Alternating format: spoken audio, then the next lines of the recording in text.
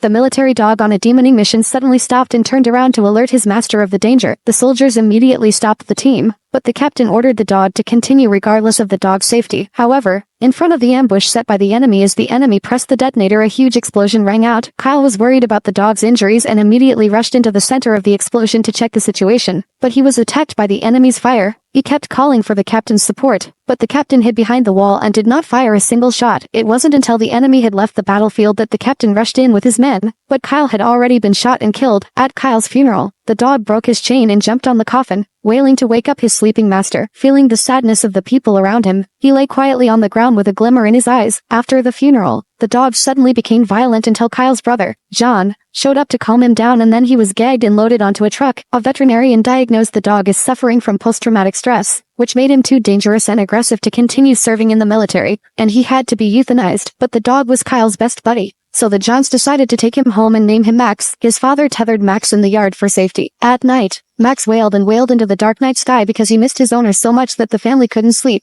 so John had to go over to the house with his toys. As soon as Max saw John, he immediately calmed down, but as soon as John tried to turn around and leave, he started barking again. John had no choice but to sleep on the grass, and the dog and man spent the night together. That day, the captain of the team, Tyler, came to visit, and when Max saw the murderer of his master, he became very angry and jumped at Tyler off his leash. John immediately stepped forward to stop him and saved Tyler's life, which led to Max being put in a cage. The next day, Tyler went to John's father and told him that Max had attacked Kyle in battle because he was afraid of the gunfire, and that Kyle had been shot. The father was convinced, and when he returned home, he pulled out a gun and was about to shoot Max in the cage when John intervened. John was able to convince the father to come to his senses, but at the same time said that if Max made another mistake, he would not hesitate to shoot him. However, an accident soon occurs when John is playing in the forest with Max and discovers that Tyler is trading arms with the mob. It turned out that Tyler had not been discharged from the army due to his injuries, but because of his arms dealings. When Max suddenly screamed out of instinct at the smell of the bomb, he alerted the gangsters who were dealing with him,